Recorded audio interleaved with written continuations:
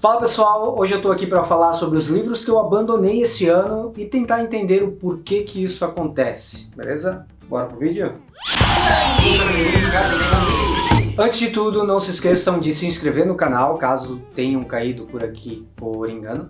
Deixa aquele like que ajuda a gente bastante. Mas vamos ao que interessa. Por que eu decidi fazer este vídeo sobre livros abandonados? Eu já estava pensando há um tempinho atrás, a Bia tem trazido para o canal alguns vídeos de questionamentos existenciais relacionados à leitura, e eu tinha até comentei isso em outro vídeo que a gente fez um tempinho atrás, que eu não vou lembrar qual agora. Por muito tempo eu me obriguei a terminar livros. Algumas leituras se tornando cansativas, completamente abertas a distrações, sem me prender naquilo que eu estava fazendo, mas eu acabava me forçando, me obrigando, deixava o livro de lado por um tempo, lia 1, 2, 3, voltava para aquele livro. Teve livros que acabou dando certo, essa estratégia de retomada de leitura, mas teve livros que não acabaram. Alguns bons exemplos de livros que eu fiz isso e deu certo: Looney. Looney foi um livro publicado pela Intrínseca e todo o trabalho dele em relação à divulgação, não só aqui, tá? Não é um problema da Intrínseca em si, mas tanto a publicação dele aqui quanto fora,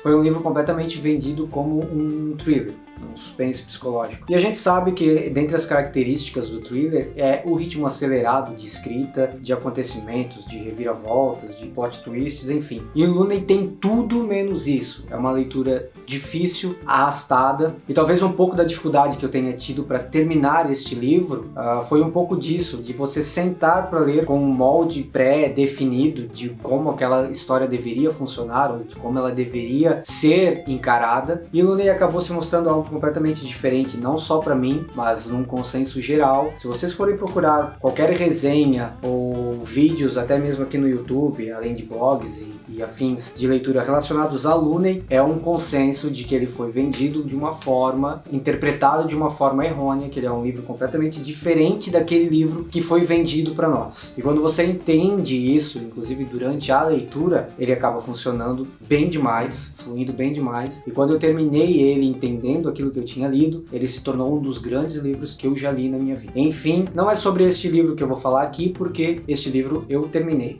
Vamos falar aqui sobre livros, principalmente alguns livros desse ano que eu trouxe aqui, que eu comecei as leituras muito baseado naquilo que eu já tinha de conceito pré-definido, seja assistindo resenhas, seja investigando mais a fundo na hora da compra sobre a sinopse, sobre opiniões relacionadas a esses livros, e a experiência que eu tive durante a leitura não foi a mesma que outras pessoas tiveram. Por isso que a gente sempre deixa claro aqui, depois de uma resenha, que essa é a nossa opinião. Não significa que a experiência de vocês vai ser a mesma, beleza? Então eu vou falar de alguns livros aqui, apontar o motivo de eu ter abandonado esses títulos e depois tentar analisar talvez qual seja o problema central deste abandono de livros, mas eu quero trazer mais do que isso, uma liçãozinha de moral para vocês no final do vídeo, que nem a Bia fez no vídeo anterior, beleza? Então vamos lá. Minha primeira leitura abandonada do ano não foi não foi o meu primeiro abandono deste título. Foi outro título que eu tentei fazer o que eu fiz com o Looney, mas não funcionou de jeito nenhum, que foi O Menino da Mala.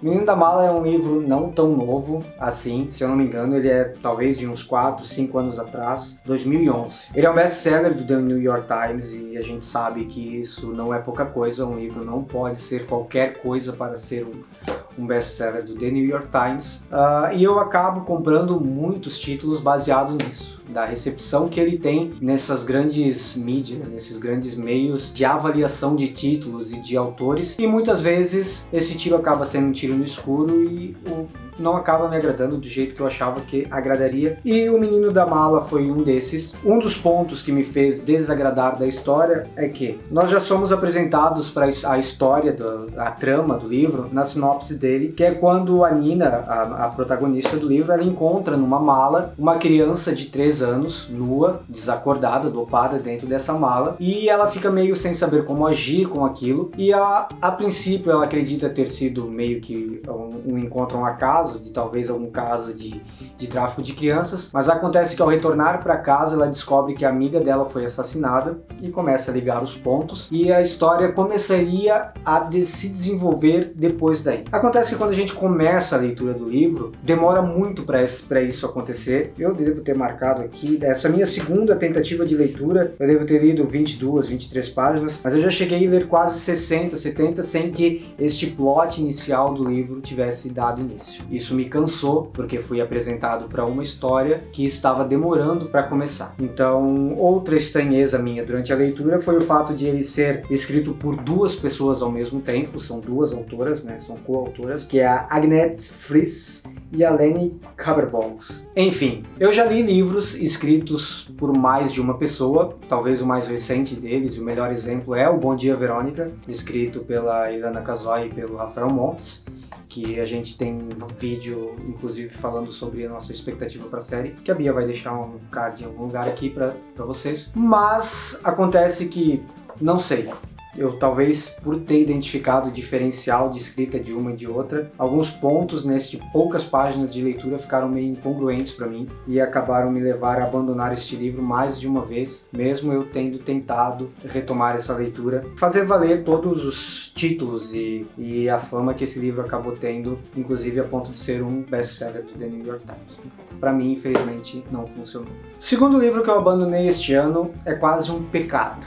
Pelo menos para mim é quase um pecado falar isso, mas foi um clássico da literatura, que é do livro do Austin Wright, de 1991, se eu não me engano, é a publicação original deste livro. Mas ele foi trazido aqui no Brasil alguns anos depois, já em 2016, 2017, depois do boom que foi no cinema a adaptação deste livro Tony Souza, adaptação que ganhou o título para os cinemas de Animais Noturnos, que todo mundo deve ter conhecido. Eu acredito que a maioria das pessoas conheçam este filmaço com a nossa musa das adaptações, a minha musa das adaptações, que é a Amy Adams. E é um filme que, infelizmente, ele foi completamente ignorado das premiações, o porquê eu não sei, porque ele é um filme muito, muito, muito bom, muito elogiado pela crítica, inclusive, em questão de atuações, em questão de roteiro, de fotografia.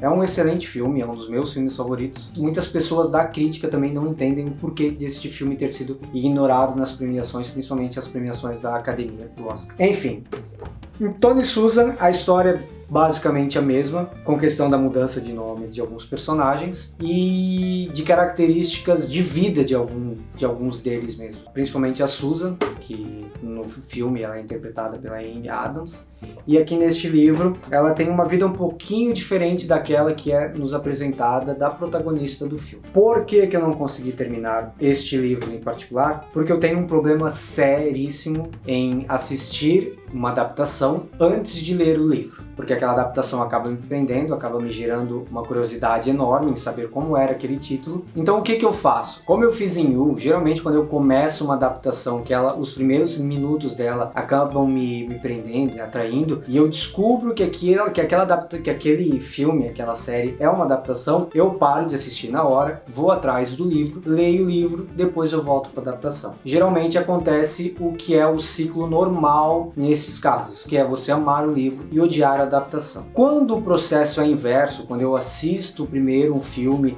e descubro que ele tem livro depois de terminar o filme ou a série, e eu vou para essa leitura, eu tenho um grande problema, um sério problema em terminar essa leitura. Eu raramente consigo. Talvez o evento mais recente, que a gente tem até vídeo aqui no canal, é a adaptação feita de O Labirinto do Fauno, pela escrita da Cornelia Funke, e para mim ele funcionou, eu amei o livro, tanto quanto eu amo o filme, que eu já falei várias vezes aqui, que ele tá entre o meu top 3 de melhores filmes de todos os tempos. Mas em outros casos, na maioria dos casos, eu não consigo terminar um livro, e infelizmente Tony Souza foi um deles. Eu tentei muitas vezes, e foi com muita dor que eu larguei, que eu abandonei esse livro, porque eu comprei ele justamente por isso, pois eu amo o filme, eu adoro o Animais Noturnos. Mais um caso de abandono doloroso que vocês devem ter visto. Eu fiz até algumas publicações no Instagram completamente nostálgicas nos stories a respeito de Os Goonies,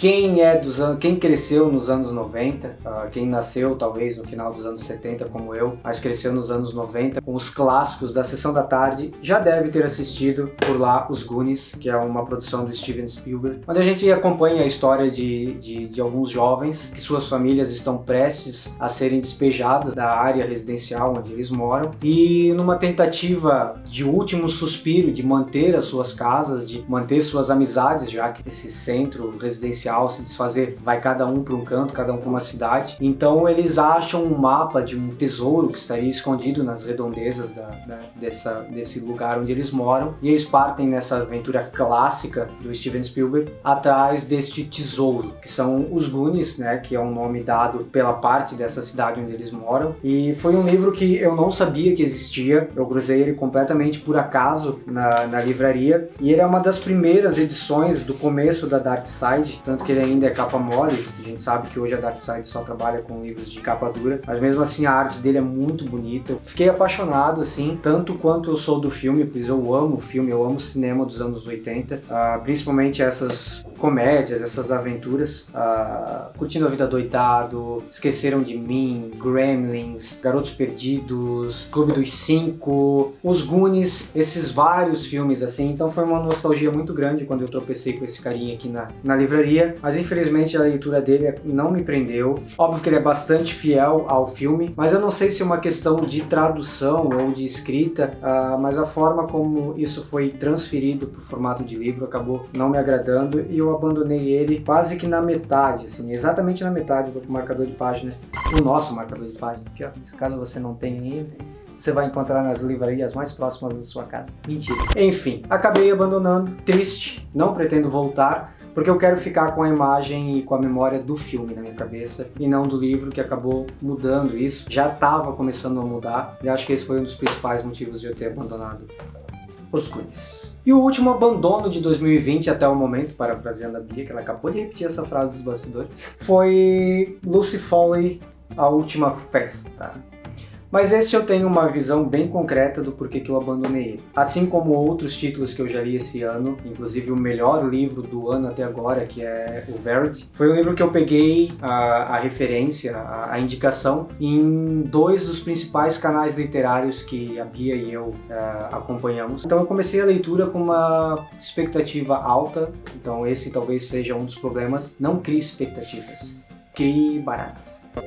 Bom, em A Última Festa a gente acompanha uma festa. Um grupo de amigos que se isola numa cabana, um chalé lá no Escafundó do Judas, lá na Escócia. Um deles acaba aparecendo morto e todo o restante do grupo passa a ser suspeito. Qual o problema deste livro para mim? Além da demora para apresentar o acontecimento de start da história, que é o falecimento e quem desses personagens morreram, o que parte do suspense dentro dele acaba sendo isso, quem é que morreu, porque a gente sabe que os proprietários, pelo menos não proprietários, mas as pessoas que cuidam desse chalé, cuidam deste estabelecimento onde eles estão hospedados, são quem encontram o corpo. Então muita parte da narrativa, até onde eu li, mais ou menos até aqui, é o suspense de quem é essa pessoa que eles encontraram mortas, qual dos integrantes deste grupo de amigos que acabou sendo assassinado. Mas eu acabei abandonando ele pelo seguinte fato: eu sou muito acostumado, eu prefiro, por aquela questão de imersão na história, na imersão de construção de personagem, a parte de narrativa em primeira pessoa. Eu prefiro livros com a narrativa em primeira pessoa. E é o que acontece neste livro aqui. A narrativa dele é em primeira pessoa. O problema é que são vários narradores diferentes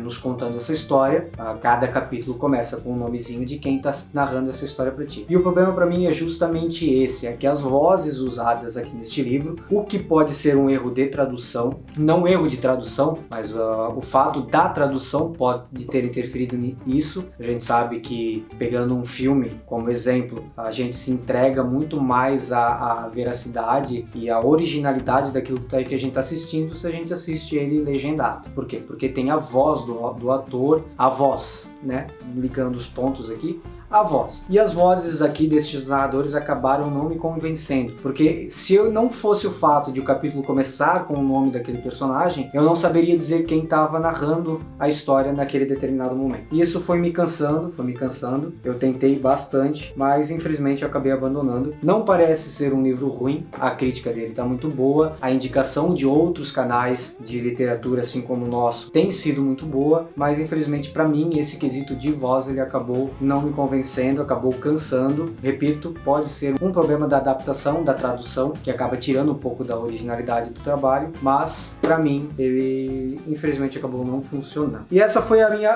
última leitura abandonada do ano. Já são 4 livros, é triste isso, mas é onde eu quero entrar agora com vocês com essa segunda parte do vídeo, mas já pra gente finalizar, que é o quê? Gente, por muito tempo, como eu falei no começo, eu me vi me obrigando a terminar leituras, me forçando a terminar livros que não estavam me agradando. O que acontece? Gente, a nossa vida é curta demais pra gente ficar perdendo tempo com aquilo que não nos agrada. E levem isso como um todo. Não vou mais lavar a louça. Nem limpar a casa. Porque quando a gente está perdendo tempo com algo que nos desagrada, o que não nos gera prazer, o que não nos gera conforto, o que acaba não nos agregando a nada, a gente está perdendo tempo de estar nos dedicando ao que realmente nos faz bem. E o que deveria ser a nossa vida se não nos sentirmos bem, já que uma hora ou outra ela vai acabar, a minha pode acabar agora, e eu estaria feliz por quê? Porque eu estou dedicando tempo a algo que eu gosto de fazer, que é falar sobre livros, seja aqui de frente para a câmera, neste vídeo que vai ser editado pela Bia depois e trazido aqui para o canal, ou seja sentado numa conversa com algum amigo, como várias vezes eu e a Bia tivemos e acabou gerando essa ideia para o canal. É tão mais válido a gente gastar o nosso tempo, ou não gastar, é investimento mesmo, investir o nosso tempo fazendo aquilo que nos agrada. Isso se encaixa em várias outras questões, por exemplo, eu tô vendo um vídeo que me agrada no Instagram, no YouTube, não tem por que eu olhar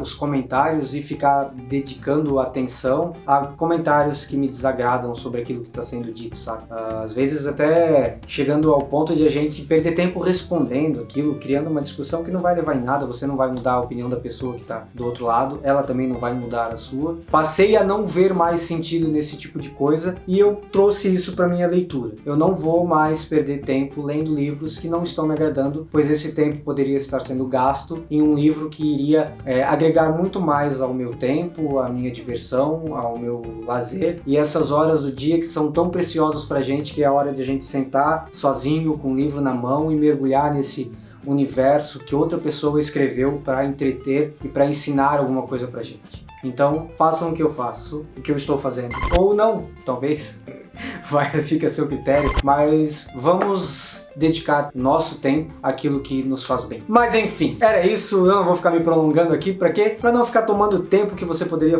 estar fazendo algo que você gosta, e que eu poderia estar fazendo algo que eu gosto, que geralmente no domingo à tarde, que é quando a gente grava esses vídeos, eu gosto de estar dormindo. Então eu vou acabar aqui, vou pra minha casa dormir minha sonequinha com meus gatinhos e a minha esposa, e mais tarde ler um livro para trazer novas ideias e trazer novos vídeos pro que eu gosto de fazer, que é falar sobre livros, beleza? Então, não se forcem mais a ler livros ruins. Interrompam essas leituras, abandonem esses livros e busquem novos horizontes. Beleza? Até o próximo vídeo. Não se esqueçam de acompanhar a gente lá nas redes sociais, no @canal Nunca Nem Li, tudo junto, no Instagram ou no Twitter. Por lá, vocês ficam por dentro dessas nossas ideias, pensamentos filosóficos que passaram a tomar conta deste canal.